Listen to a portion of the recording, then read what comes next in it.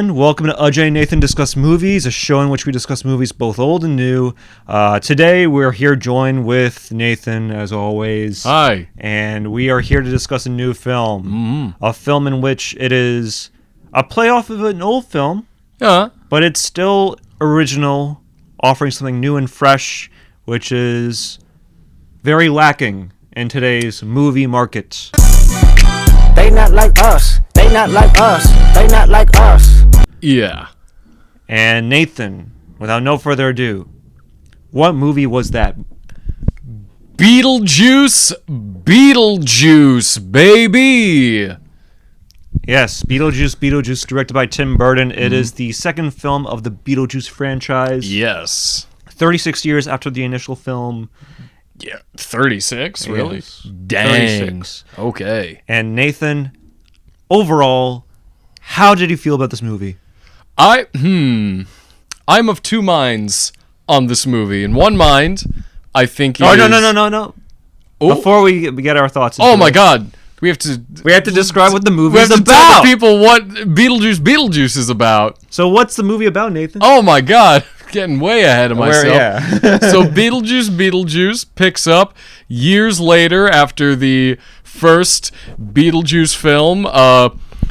Winona Ryder's character has moved on. She has gotten married, or she has a boyfriend that she's dating. She has a daughter played by Jenna Ortega, and due to dramatic circumstances must return back to her own home, her haunted home, because she is receiving visions of Beetlejuice once again, and Beetlejuice is in the ghost realm, and he's got dealings of his own. He's being hunted by a long-lost lover, and drama and fantastical circumstances bring these two characters together once again. And how did you feel about this movie, Nathan?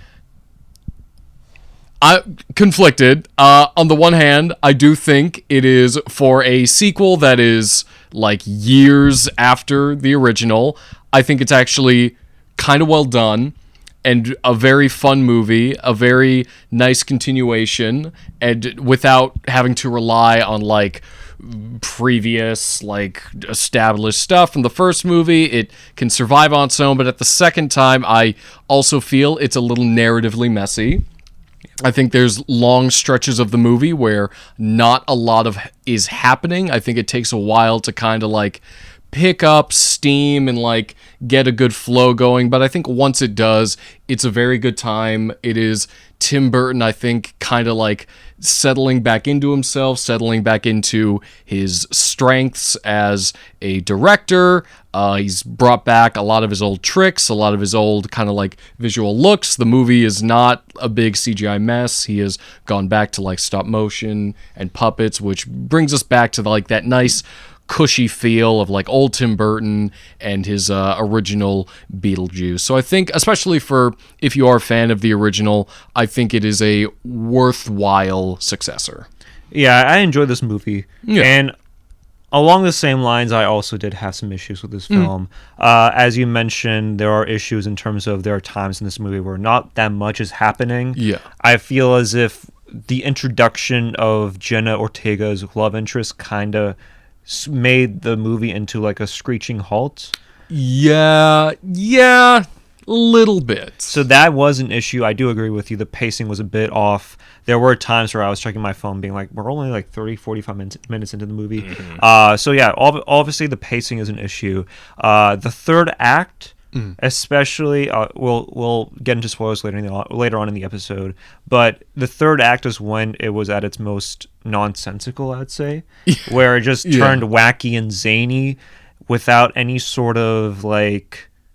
It felt very much like all these characters just coming together in this one final battle. Yeah. It was very much like in the same realm as Spider-Man 3, where obviously they're not that many similarities between this movie and Spider-Man 3. No, but in terms of just like all the characters just coming together, like and we this need one final scene, it felt very off, felt very rushed.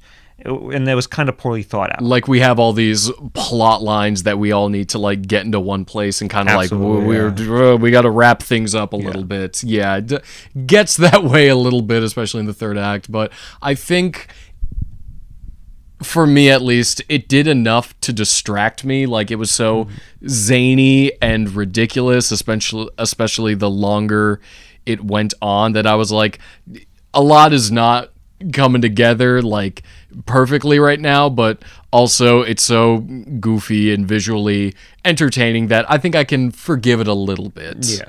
And again, we enjoy the film. And it's very enjoyable. Things that I enjoyed about it was the cast. I felt, Winona Ryder reprising her role was great. Michael Keaton absolutely steals the show. Yes. Monica Bellucci.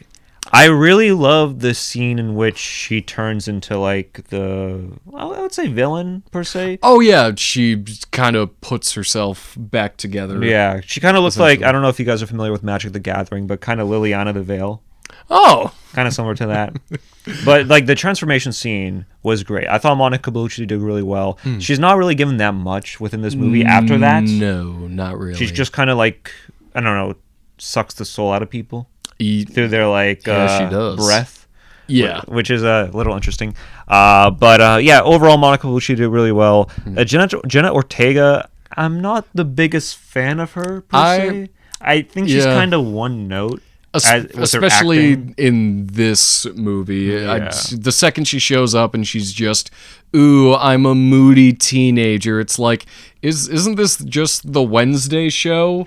Is she just being Wednesday? I think one of the writers or EPs of this movie was a writer/EP of Wednesday. So that would explain the connection. And Tim Burton himself also, I think, directed a lot of episodes of Wednesday as well. So Jenna Ortega, I thought, wasn't necessarily the best character. It felt very moody. Justin Theroux. I think he was pretty good. The writing of the character, maybe not so much. Yeah, but I think he services the plot well. Yeah, and he understands that while he's playing a quite serious character, it shouldn't necessarily be taken that seriously. And I felt like he did a good job in terms of playing the darker aspects of the character, but also the moodier, lighter aspects of that character. Yeah, no, he very much is playing up like he's Winona Ryder's like boyfriend in the film, and he's kind of just like this weird like yuppie who's just he like kind of like in the beginning of the film like she's taking like painkillers or something and dumps them in the trash. She's like, no, wait, but I need them for the show. And he's like, okay, I'll dig them out of the trash for you, but this is the last time. And just like he played up like the yuppiness. He's kind of just like an idiot, but he really sold it. He was chewing up all that scenery. I also want to mention Catherine O'Hara. Yeah, Catherine O'Hara I think is like amazing. Similar issue with Monica Bellucci where she's just kind of thrown in there per se.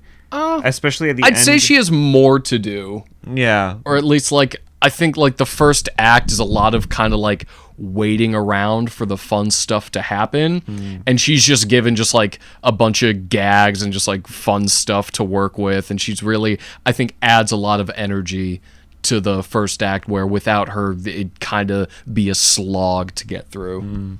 The actor that looked like Dane DeHaan also did pretty well. Arthur Conti, the love interest of Astrid. Oh yeah, that kid. Yeah, the individual that gives Crime and Punishment to Astrid. Oh my god. Oh god. That was hilarious. Whoa, you read Crime and Punishment? That was pretty fun. But overall, I enjoyed the movie. Yeah, no, it is a lot of fun. It especially is a lot of fun to watch during the Halloween season. Came out at a very good time. Did it? Did it? Did it come out at a good time? Yeah. I don't know. I kind of think it was kind of misplaced. Really? I think it should have been released at the beginning of October because this. I don't know. I don't necessarily think September is the beginning of Halloween season. It's the beginning of the fall season. I don't know about Halloween season. I'm willing to give it some leeway. Okay. I don't know. I don't know. I'm just saying, if I was like a marketer for the film, I would have released it a little bit in October. Nah, I mean, there's had that 4-week window where you just, have it in theaters, and then by November 1st, on streaming. I guess that's fair. Maybe. I don't know. Maybe I'm not a businessman. I don't really know. No, he's not. But overall, it was a fun film. I enjoyed it. It is. Yeah, I mean, I think in a lot of ways, I think what Tim Burton does really well that I think not many other directors are able to understand or be aware is that like he's able to mix like the darker elements with like the more silly, cartoony elements of it all. And there's like this scene in which they depict a person dying, Jeffrey Jones's character dying, right? Oh yeah, because you can't have Jeffrey Jones. you in a can't kid's have movie. him in the movie. In Nowhere a kid's near movie. this kid's movie. Yeah. Hey Drake, I hear you like I'm young. You better not ever go to cell block 1. To any bitch that talk to him and they in love, just make sure you hide your little sister from him. But the way that he was able to handle like a death Yeah. through animation, I thought was really good. That was just the entire handling of that character, because you can't have that actor on set anymore. But like the handling of that is very funny. Like he shows up in a flashback, but it's claymation, which I made me so happy because I was love good. I loved it a lot. claymation and how Tim Burton does that. And then as he shows up in the rest of the movie, like he's been eaten in half by like a shark, and so it's just like kind of like the midsection up is just gone, and so it's just like a little like piece of meat that's just flapping and kind of gargling like, "Hello, show me where I am," and that's just a funny workaround for that. Yeah, I like that scene a lot of the animation. It reminded me a lot of Annie Hall, where in the middle of the movie it just turns into animation, which I thought was really nice. When my mother took me to see Snow White, everyone fell in love with Snow White. I immediately fell for the Wicked Queen. We never have any fun anymore. How can you say that? Why not? You're always leaning on me to improve myself.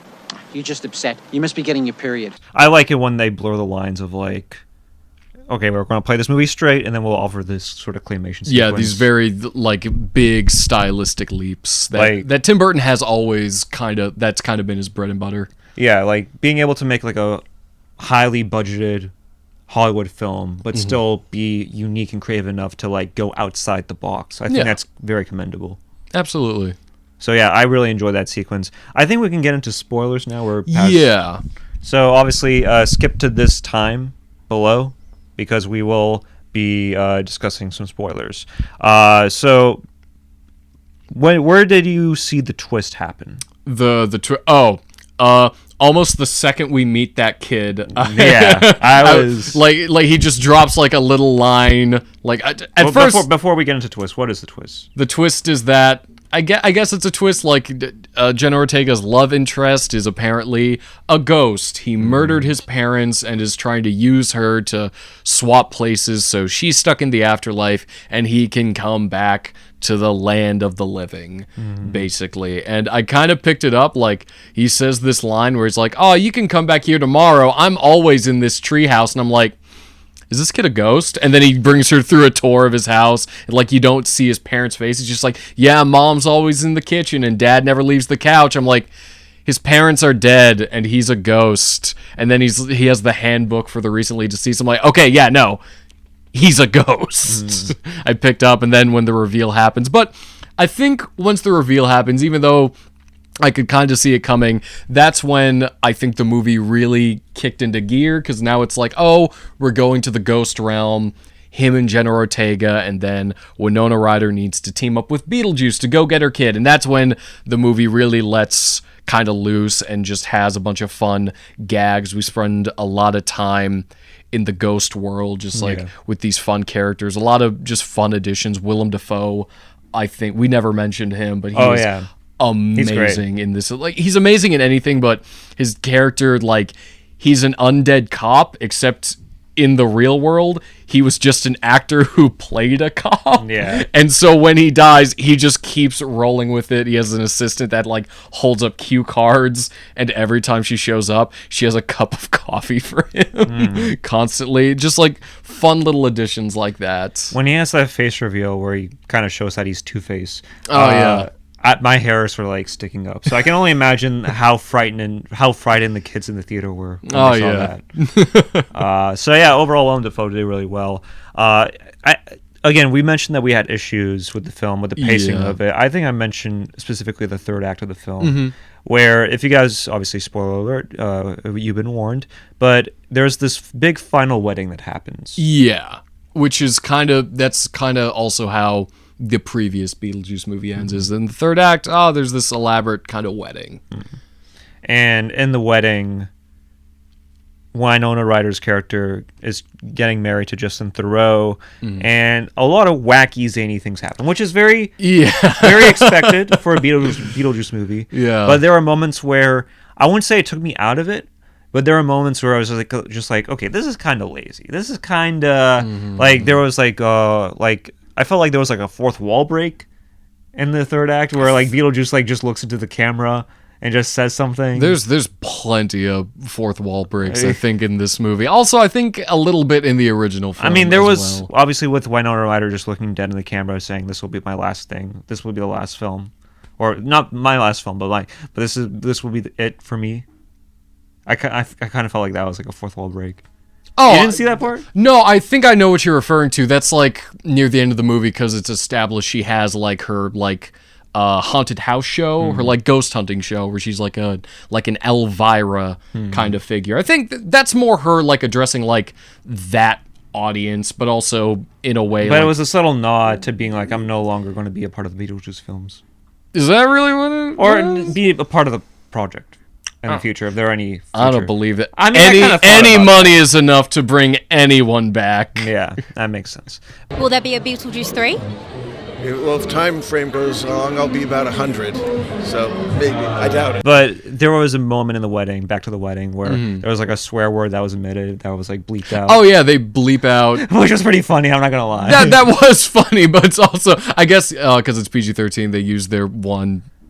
Are we 10 minutes in? Yeah. They used their one fuck earlier, so they Yeah. couldn't say fuck again But- because they had already said fuck. I was like, is this purposeful? Is Tim Burton on the Andy Kaufman levels of just like let me just break down everything and deconstruct it? Is Tim Burton the new Tom Green? I wouldn't go that far. You hear that, Dad? You're gonna pay! He's a molester. He's a child molester! Ah! Ah! Ah! Ah! Ah! You better run! You liar! I think more of my issues lie with... One more issue. Yeah, one go more issue, go ahead. One go more ahead. issue. At the end of the film, there was a dream within a dream sequence. Oh my god. Which I was just like, are we really going there? Like, are we really going to end the film like this? That was so... I was getting such, like, weird... Because, like, it just kind of kept going. I'm like, what is happening when right Jenna now? Ortega's character goes into labor and it's a baby Beetlejuice that pops out and just runs everywhere. I was just like, you can't end the movie like this. I mean, obviously it didn't ruin the movie for me, but it was just a very WTF moment. It really was. But honestly, there was a part of my brain that, like, when that baby Beetlejuice popped out, that I'm like, if this is really how we're gonna end the movie, A kid's movie. I think I kind of dig it. Just like kind of this like weird like out of fucking nowhere, just like immediately she gets married. We see like into the future. She's giving birth. It's a Beetlejuice baby.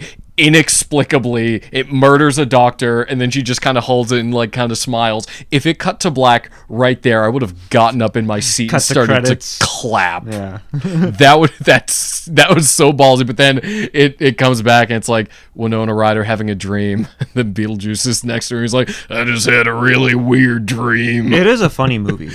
Oh my god! I laughed out loud ridiculously funny several movie, times. Actually. Yeah. And I was just like, am I the only one laughing? Why is no one else laughing? It was kind of a death theater. But there's this moment that was in the trailer but wasn't in the movie where Jenna Ortega's character gets spooked by a bunch of classmates. Oh, and yeah. there was a change in the dialogue. Yeah, because in the trailer, it's a very more descript sort of roast to those like students that spooked her. But in the movie, it wasn't.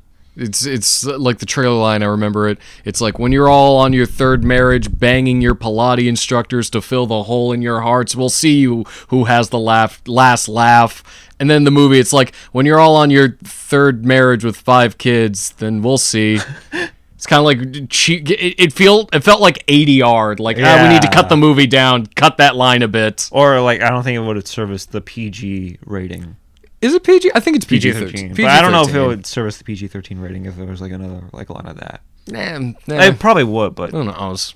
I mean, but anyways, I enjoyed the film. Were there any issues with you for this film? It's really just the first kind of act of the movie, or like a little over like I guess it's not the first act, maybe like about 40 minutes of this film just feels like a lot of setup. Yeah. Because a lot of it is kind of the incident that brings Winona Ryder and her family back home. Is her dad dies in the claymation.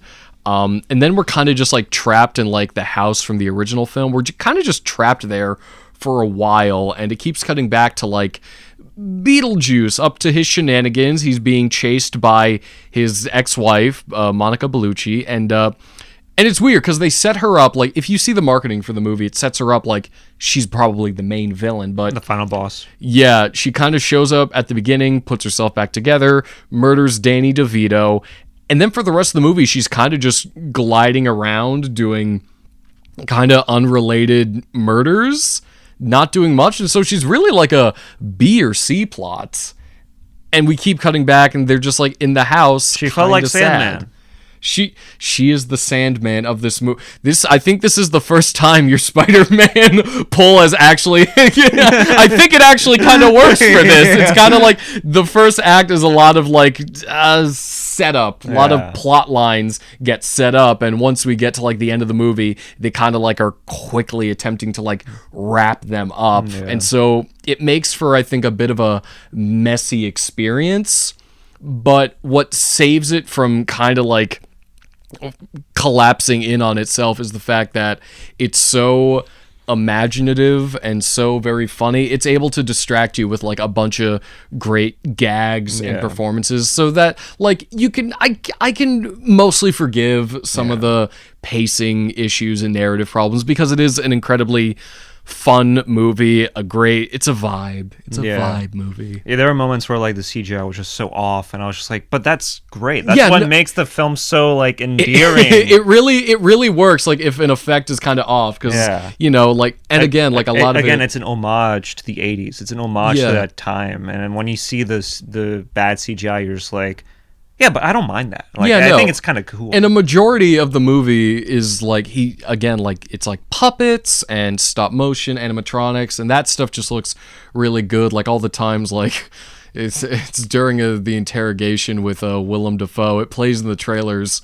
where he's like, "Have you seen this woman?" And his face just like bulges, eyes pop out, and then immediately goes to, "I've never seen that chick before in my life." It's like it's a lot of fun gags. It's really just like a fun little hangout movie, honestly. Yeah, it's you said it perfectly. It's a vibe. It's a vibe. Yeah, it's a nice film. It's an airplane movie. Yeah, you can put this on, in the background. maybe not an airplane movie, but it's a movie that you can just put in the background. Yeah, you just pay attention to. Yeah, it's like it'd be a fun movie to play like with like people over, like at a Halloween party. Yeah. If you have kids, if you have friends, I don't, but like you can play that movie. Britta, you look adorable. Thank you. I hate when women use Halloween as an excuse to dress up like sluts. Yeah. Okay, everyone. But how was your theater experience? My theater experience, it was pretty quiet. It was me and my girlfriends, and then like maybe like two people over here, and then like two people over there. Everyone was kind of quiet. It was nice, but again, I think like it would have been nice if people were laughing, because a lot of the movie is very funny, and so when they do a joke and like I'm like, and then it's like, yeah, oh, I guess I suck. Oops. Yeah, same here. I was laughing, and I was just like, am I the only one laughing? Why is Am I the only one alive right now? So in my theater, I bought a ticket for myself, only myself. I went to the theater, and there was just like a caution wet floor sign near my seat. So I'm like, oh, that's all. I'll just pick this random seat over here. And like, it was the back row. So I was like, okay, cool. I'll just pick the back row, last seat. And I was watching it, and it was a bunch of, I wouldn't say there was like a bunch of kids there, but it was a nice amount of kids, I'd say. Yeah. A nice amount of kids. Jeffrey Jones would say that. Yeah, nice amount of kids at Beetlejuice. Yeah, and they were very considerate. Oh. Considering that they were like young and that they were watching like a horror-esque film, they were very considerate. And it was one of the most pleasant movie theater experiences I've had so far this year. Wow. That's great. Yeah. It was early in the morning, so probably that had something to do with it. But it was a nice, pleasant feel. Nice. Yeah. Just nice vibes, dude. Nice vibe. Yeah. Just nice vibes. Just us and all kids. You know? just me and these kids. Just me and these kids, dude. It's that scene from Freddy Got Fingered where it's just like Freddy with a bunch of kids watching Texas Chainsaw Massacre. Hey, you can talk about it when you're ready. Yeah. Yeah, that was basically me at the screening for not Freddy Got Fingered, for Beetlejuice Beetlejuice. Yeah. Yeah.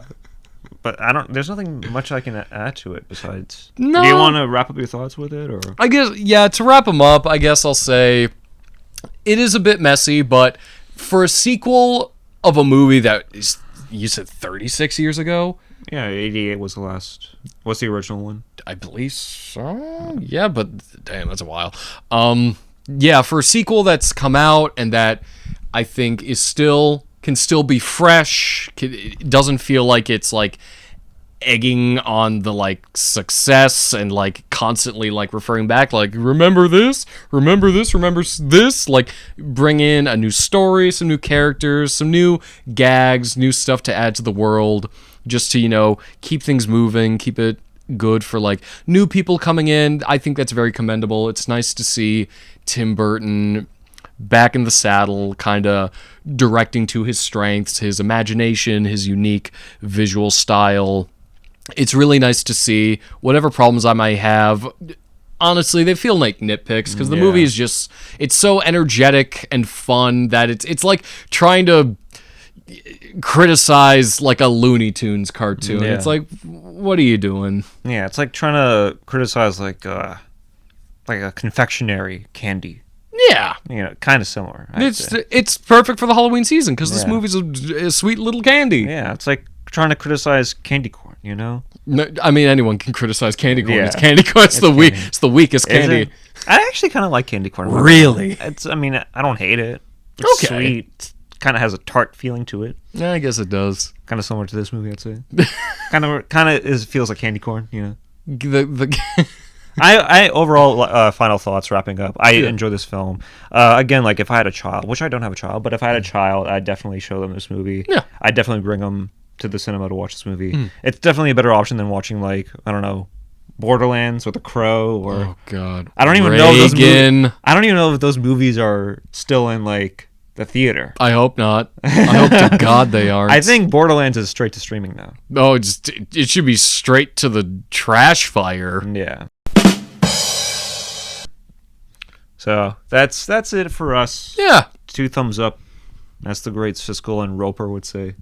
Yeah. Yeah. Siskel and Roper.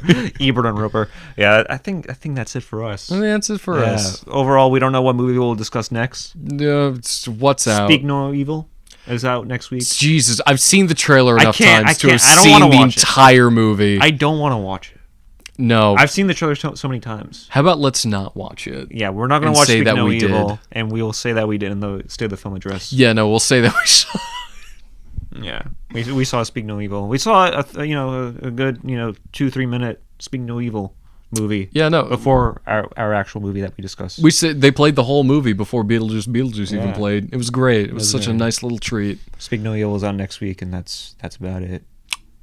Awesome. That's it. We'll find something. I don't know what we'll discuss next, dude. Reagan. It's in the wings. I don't want to discuss Reagan, dude. He may catch up a vegetable. All right, I think that's it for us. I think we've exceeded our limit on this pod. Go watch Beetlejuice Beetlejuice. Go see Beetlejuice Beetlejuice. All right. Peace. Bye.